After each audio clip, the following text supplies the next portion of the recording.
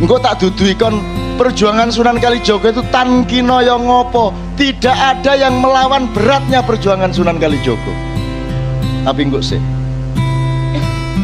kon biasalah mek dikandani Kiai Sunan Kalijaga itu dakwah dengan seni ngono kata.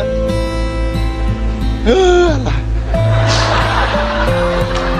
Opo dakwah dengan seni kaya Romai Rama karo Zainuddin MZ. Mbah Ainun Najib karo Kiai Kanjeng. Nah, opo dakwah karo seni ku opo lah. Itu mek pekerjaan kecil. Sunan Kalijaga engko ae. Engko tak dudui. Tapi intinya adalah yang Anda catat sekarang, Sunan Kalijaga itu hidup berjuang sejak akhir Mojopahit Brawijaya 5 dan dia memproses seluruhnya sampai awal Mataram. Jadi melewati 4 zaman besar: Majapahit, Demak, Pajang, Mataram. Dan kalau Anda sekarang bertemu dengan Sunan Kalijaga, Anda akan tahu bahwa Anda belum melakukan apa-apa di muka bumi ini. Jadi kalau Anda sampai menangis dan putus asa, kamu akan membuat sedih Sunan Kalijaga. Ojo meneh raimu. Aku iki biyen gurung ono SMS, gurung ono BBM, gurung ono mobil, gurung ono bensin, gurung ono LPG. Aku ki ngeluruk Sabdo Palon Naya Genggong ki ageng mangir.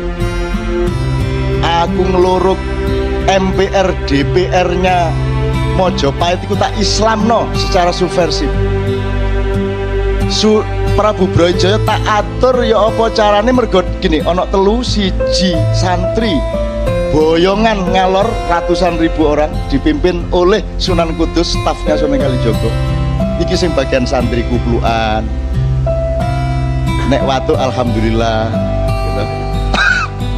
Weng alhamdulillah.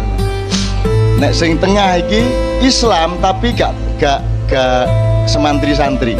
Jadi yo gak tapek kuplukan, rada abangan dedek yo gak sukolan.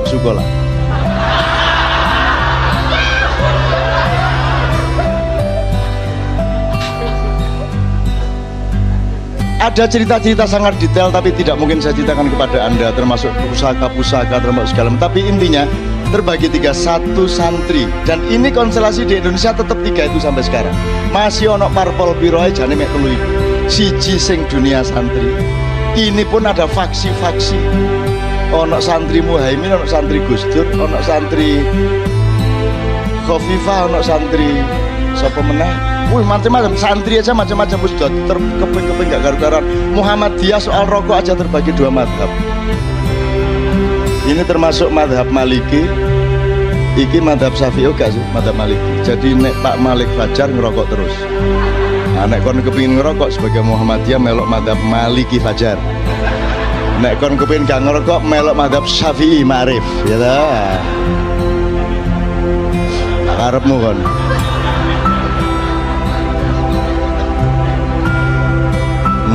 Gitu ya. Terbagi-bagi ndak karu-karuan. Yang tengah ini yang kita sebut kejawen. Kejawen itu Islam tapi Jawa. Nek santri itu Jawa tapi Islam, jadi Islamnya lebih menonjol. Kalau kejawen, Jawanya lebih menonjol. Pelopornya yang di tengah ini adalah Prabu Brawijaya 5 sendiri. Prabu Brawijaya terakhir yang juga masuk Islam dan potong rambut, tetapi dia bilang secara kultural saya tidak enak kalau saya menunjukkan pakaian santri saya karena banyak rakyat saya yang juga masih belum masuk Islam, jadi saya tak toleran secara budaya. Tapi karena takdirnya sudah seperti itu, maka Sunan Kalijaga mengatur, monggo jenengan sakniki kesah meneng-meneng, jadi seluruh rombongan yang tengah ini dibawa ke Gunung Lawu ya, mendirikan Candi Cetha di sana, dan sekarang menjadi pusat pancatan masa depan Indonesia sekarang di sana. Ini yang bagian kejawen, termasuk istrinya Prabu Brawijaya yang tidak masuk Islam itu tidak ikut rombongan tengah tapi ikut rombongan utara. Itu namanya Dewi Andarawati Wayu Nemen. Maka Sunan Kalijaga mengutus Sunan Kudus untuk memimpin rombongan yang ke utara dari Mojo Agung. Dari ini, dari mana ini? Dudu Trawulan di delta itu loh, delta Mojokerto Sidoarjo itu, delta Kalimas Kaliporong di situ, di Canggu, di desa Canggu. Dari situ rombongan ke tengah, rombongan ke utara. Nah, yang Rombongan ke Utara dipimpin Sunan Kudus itu juga satu pendidikan perdamaian yang luar biasa. Karena sebelum diatur oleh Sunan Kalijogo atas perintah Sunan Ampel, sempat terjadi peperangan antara orang-orang Mojopahit melawan orang-orang Demak, dan di dalam para peperangan itu terjadi duel antara kakaknya Raden Patah yang sulung yaitu Raden Jaka Bentar melawan bapaknya Sunan Kudus yang namanya Sunan Ngudung. Sunan Ngudung kalah mati, tapi kematian Sunan Ngudung itu tidak menimbulkan dendam antara Mojopahit dengan Demak. Oleh Sunan Kalijogo dengan satu pemikirannya sangat jenius dijadikan alat perdamaian yang luar biasa. Sunan Kudus disuruh Sunan Kalijogo bikin surat kepada Raden Bentar, yaitu yang membunuh bapaknya. Gusti Raden Bentar panjenengan dipun aturi diminta oleh Raja Demak yaitu Raden Patah untuk menjadi senopati nomor 1 di Demak. Padahal barusan bunuh bapaknya Sunan Kudus, senopatinya Demak. Ditawari Sunan Kalijogo untuk malah jadi pangapnya Demak. Itu kan tindakan politik yang tidak bisa dipahami. Tapi ada sangune apa? Dus kondo bentar jenengan mateni bapak kula niku pun ada diurus mboten napa niku pun takdir Gusti Allah, kula ngapura kabeh wong Demak ngapura, sing penting sampean sakniki ngewangi adik sampean Raden Patah untuk menjadi senopati di sana. Nah, si Raden Bentar yang sebenarnya juga merasa tidak enak bunuh Sunan Ngudung, akhirnya merasa ya Allah kok saya malah dijunjung. Akhirnya dia benar-benar menjadi senopati di Demak. Itu tindakan perdamaian yang belum pernah terjadi di dalam sejarah modern. Yang namanya Sultan Salahuddin paling pol menyamar jadi tabib untuk menyembuhkan Panglima Perang Salib, tapi tidak sampai meminta Panglima musuh untuk menjadi Panglima pasukan kita. Dan itu yang bisa melakukan hanya jeniusitas otaknya Sunan Kalijogo. Akhirnya si Dewi Andarawati dalam rombongan suwe-suwe di jawil-jawil di akhirnya dirabi karo Sunan Kudus, berhasil. Terus Raden Bentar berhasil menjadi Panglima Demak, Panglima Perang Demak. Dan karena dia pada dasarnya itu punya kecenderungan spiritual yang tinggi, maka akhirnya dia mengundurkan diri setelah beberapa tahun menjadi senopati. Kemudian dia pergi ke Jogja Selatan, di sana dia mendirikan padepokan. Ini nanti saya akan cerita serius mengenai padepokan dan tanah perdikan. Dia menyebut dirinya Panembahan Budu. Nah, kalau Anda ingin tahu itu, kapan-kapan Kiai Kanjeng salah satunya itu adalah dari daerah Pandak, di mana Panembahan Budu ini dikuburkan di sana. Nyimpang sedikit teman-teman sekalian, Pak Suko dan teman-teman sosiolog politik, sosiolog kenegaraan yang mungkin belum pernah mendengar. Selama kita pernah mengalami sejarah sampai zaman Mojopahit itu tidak ada organisasi kerakyatan, tidak ada organisasi rakyat. Rakyat itu pokoknya wis mencar-mencar sak ketemune lah. Terus ada sentralisasi kekuasaan. Apa itu Singosari, apa itu Ndowo Kediri, apa itu Mojopahit. Tapi rakyat tidak memiliki organisasi. Sunan Kalijogo lah yang menciptakan otonomi daerah. Sunan Kalijogo lah yang punya ide agar supaya di setiap wilayah itu didirikan apa yang dia sebut tanah perdikan, dipimpin oleh orang yang oleh Sunan Kalijogo diberi gelar Ki Ageng atau Ki Gede. Jadi ini negara federal, Demak ini negara federal. Masing-masing wilayah memiliki otonominya sendiri-sendiri, tapi berada di dalam satu MOU kesejahteraan dan keamanan dengan Demak.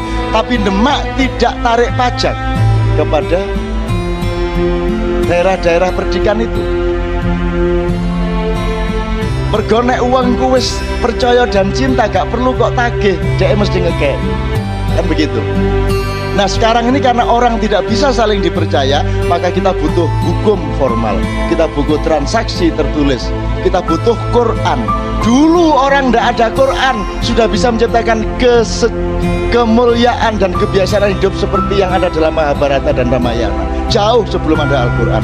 Mergo menungso akhirnya wis gak iso gawe dan menerapkan penemuan-penemuan hikmah hidupnya sendiri, maka Gusti Allah memutuskan arek-arek iki nek diculno tambah suwi tambah gendeng. Wis tak kei pagerai, akhirnya dia turunkan Taurat, dia turunkan Zabur, dia turunkan Injil, dan disempurnakan menjadi Al-Quran. Iku saking nemene menungso, dijarno gak kena, dijarno egaliter, gelut tok, nyolong tok, curang tok, nyerobot tok, kaya arek numpak motor iki. Nyerobot rono, nyerobot rene. Akhirnya Tuhan memberi pagar, nek tak kene Quran, tak kene syariat. Soalnya nemen nih. Nah, syariat Islam itu berlaku baru belum ada 20 abad. Baru aja. Itu karena manusia peradabannya mengalami degradasi kemanusiaan dan intelektual yang luar biasa, yang tidak terjadi pada waktu Hastinapura, tidak terjadi pada waktu masyarakat Atlantis yang melahirkan Pandu Dewanata, yang punya anak Pandawa, yang punya anak Kurawa, sampai ke Parikesit. Waktu itu tidak ada Quran, tidak ada Injil, karena manusia sudah diberi Al-Quran di dalam dirinya, sudah ada ayat-ayat kauniyah, sudah ada firman-firman alamiah di dalam diri manusia, dan mereka menggunakannya. Saiki nek gak disuplemen gak iso urip barang.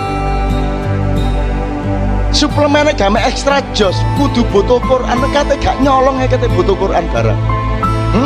Kate gak korupsi, kate butuh hukum KUHP barang. Nek kon iku menungso lak mesti gak korupsi sih. Nah mergo kon gak tapek menungso,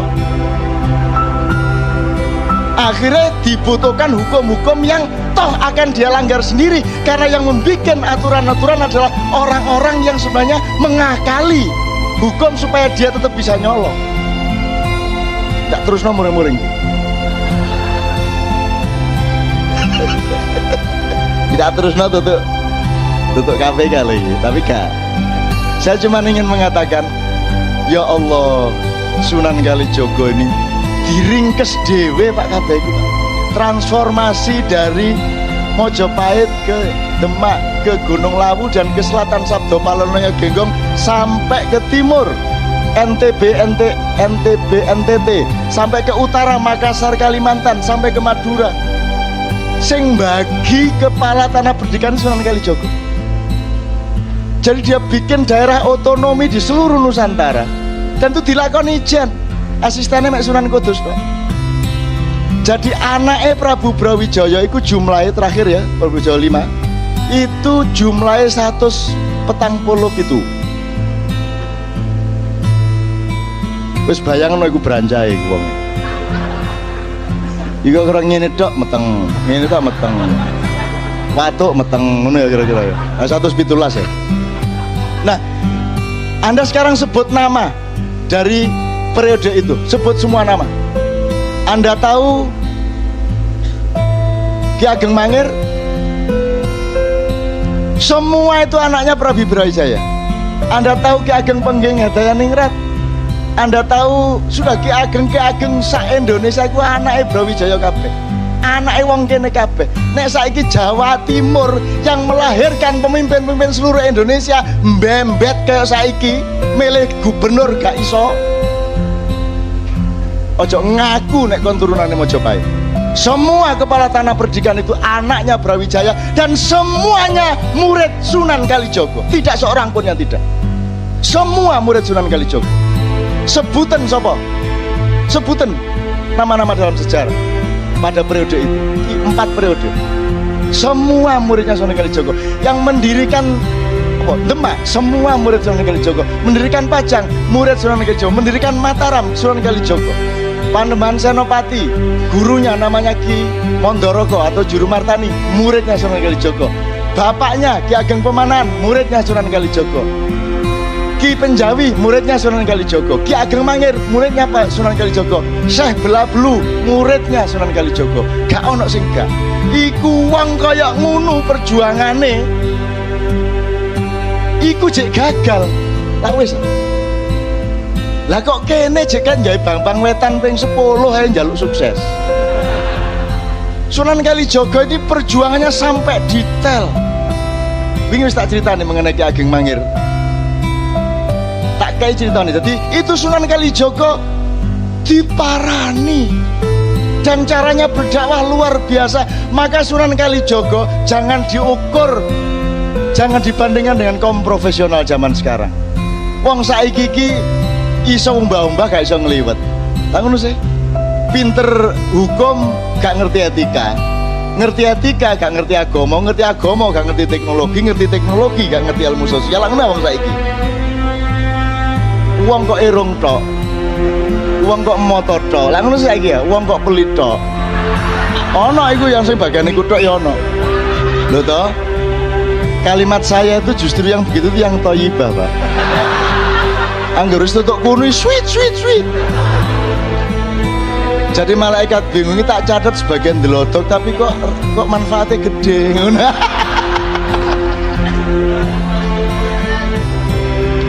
Ini saya mudah-mudahan ini menjadi wacana ya.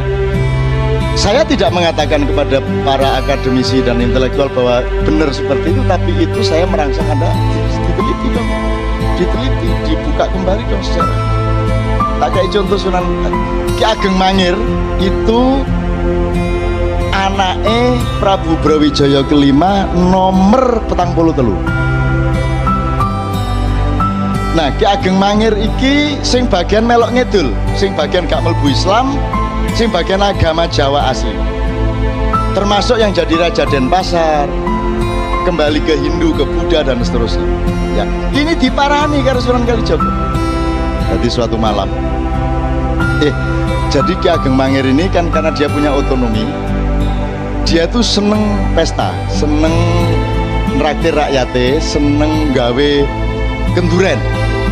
Jadi pada suatu hari rakyat diundang 3 hari 3 malam untuk makan besar, wayangan, jadilan dan lain sebagainya. Mergo cik game abangan, keabangan tok itu. Betul-betul masih irengan dia, gitu ya. Tapi dia orang baik sebagai manusia, Ki Ageng Mangir. Terus ketika rakyat semua ke pendopo dan ke halaman pendoponya Ki Ageng Mangir makan semua, ono dayok luandangan klambine rowek-rowek welek nemen gadus nggo pirang wulan pirang tahun, rambute rowek-rowek melakun nerabas wong mangan sauno kae ndwolek sing paling enak. Begitu ono sing enak ndwodok mau mangan sebuah cuat-cuat. Begitu wis parek mulai balik.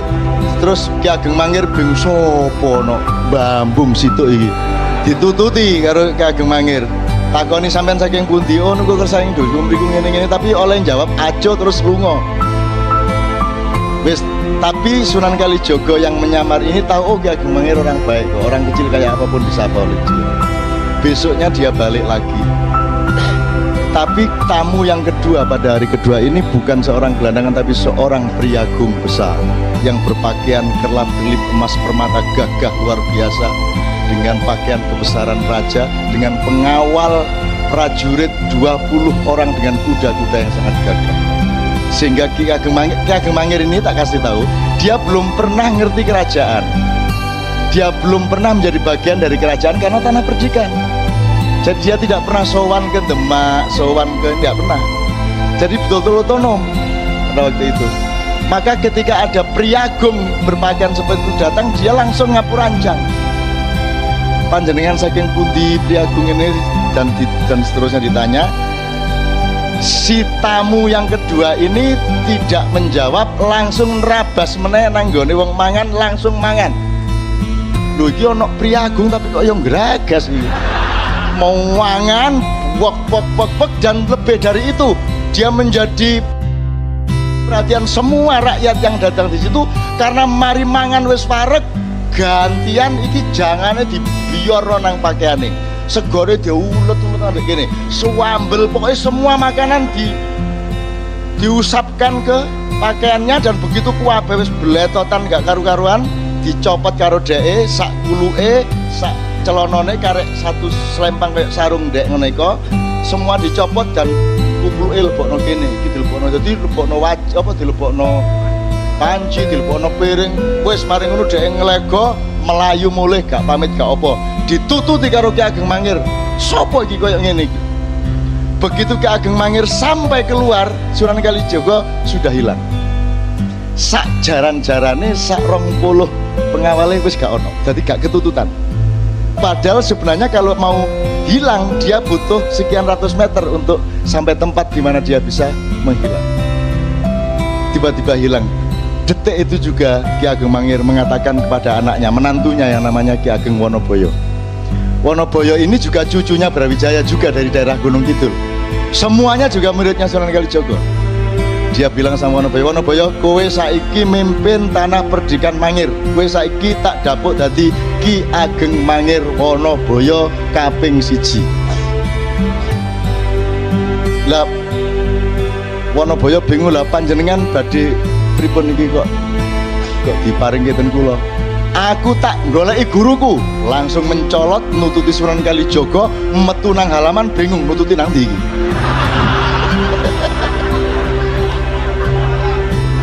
Begitu metu regol nang ndi rono tarono wis pokoknya akhirnya melayu ngono ae. Melayu terus dolek sampai berbulan-bulan sampai akhirnya dia ketemu di lereng Gunung Merapi. Kemudian Sunan Kalijogo mengatakan, oke, nek kowe arep dadi muridku, tak uji sik. Kowe kudu iso dadi naga ngubengi Gunung Merapi, ilatmu karo buntutmu kudu iso gathuk. Wah, berusaha setengah mati. Itu simbolik, artinya dia diakui murid kalau dia sudah menyebarkan kebaikan ke seputar Gunung Merapi. Teman-teman sekalian kan pernah tahu ceritanya Nasruddin toh? Nasruddin Hoja. Mirip seperti itu toh. Itu di Persia sana, jadi itu di zaman Genghis Khan. Ada seorang sufi gendeng kayak Abu Nawas diundang nang keraton, gak diterima karo satpam karena pakaiannya tidak memenuhi syarat. Akhirnya dia mulai nyeli tonggone berpakaian tertib yang memenuhi syarat. Dia datang lagi ke keraton, sampai di situ diterima. Mangkel atine sing diterima lah dudu aku ah, sing diterima lah pakaianku ah. Akhirnya dia melebu ke perjamuan, kelambine dicopot, sebenarnya dicopot dilewebokno ngono nang bleng. Akhirnya mulai karo katokan tok satpam dulu, kok sampean pangsul katokan. Lho sing diundang lah pakaian dudu aku, mulai deh. Iku Nasruddin. Tapi lah gak sampai jangan sambil dibeledot. Nah, Sunan Kalijogo Jawa rek lebih dari wong Arab ya wong Persia. Nek ngono tok gampang iku kudu rada luwih dramatis. Oh, nek Jawa. Itu sekalian ya, oke. Jadi Sunan Kalijogo itu pun dia mengalami kegagalan. Saya kasih dua aja kegagalan. Kegagalan dalam arti dia nggak gagal, cuman sejarah punya sifat dan Allah memiliki rencana sendiri. Kamu tahu Mas Karebet ketika dia menjadi Raja Demak, tapi dia memilih beristana di Pajang, itu ada yang tidak terima, yang merasa dia lebih berhak untuk menjadi raja, yaitu Haryo Jipang atau Haryo Raden Penangsang. Ya, Karebet ini sakti luar biasa. Karebet ini yang memegang Kiai Sangkelat. Kiai Sangkelat ini yang membuat adalah Empu Supo Anom. Itu empu nomor 1 kerajaan Mojopahit yang pernah dicuri keris ini dari kerajaan Demak oleh oleh Ki Maling Celoring. Tadi tahu Grung Maling Celoring? Celoring itu asal usulnya iku ana wong jenenge Ki Celoring di Blambangan kono. Carane mlebu omahe wong iku gak perlu lawang, gak perlu bolongan, pokoknya ana lampu titik set mlebu deh. Maka dia berhasil mencuri Kiai Sangkelat ini di kerajaan Demak. Wes digonang Blambangan, Sunan Kalijogo roh, oh gampang po supaya konang Blambangan pura-pura oh dadi pandai besi.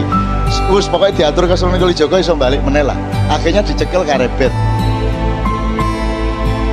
Nah Karebet ini mau ngelawan arek cilik jenenge Haryo Penangsang gak enak sih. Arek cilik pendidik kok tak sikat temenan kon. Akhirnya yang dikongkon ngeladeni anak angkatnya, yaitu Jebeng Sutowijoyo atau yang kelak menjadi Panembahan Senopati. Ya, saya kasih tahu, Sunan Kudus sama Sunan Kalijogo ini kan seperti saudara dan senior dan junior. Nah, mereka satu perjuangan, satu misi segala macam. Meskipun Sunan Kudus agak Syiah, Sunan Kalijogo Ahlus Sunnah wal Jamaah, ya. Tapi yang ingin saya katakan kepada Anda, Sunan Bonang, Aryo Penangsang ini muridnya Sunan Kudus, sementara Mas Karebet ini muridnya Sunan Kalijogo langsung. Ini mereka konflik berdua, si Kudus sama Kalijogo tidak bisa kok menyelesaikan konflik mereka. Akhirnya terjadilah peperangan toh. Duel antara Aryo Jipang melawan siapa? Sutawijaya. Dan itu pun menangnya Sutawijaya karena strategi politik. Jarane Aryo Jipang jenenge Gagak Rimang, jaran lanang brancah. Mulane politiknya aku tak perang musuh Aryo Jipang nggawa jaran wedok. Oh, iki gak tau kok pikir kan dia. Nggawa jaran wedok sing seksi. Jadi akhirnya ditambahi susu loro nih sore kan. Anggur ngomong seksi ngono gemeriyuk, oke? Kan ngerti ceritanya nyenengke kok. Nek ceritanya tuh memang dramatis. Akhirnya tidak terkendali Gagak Rimang.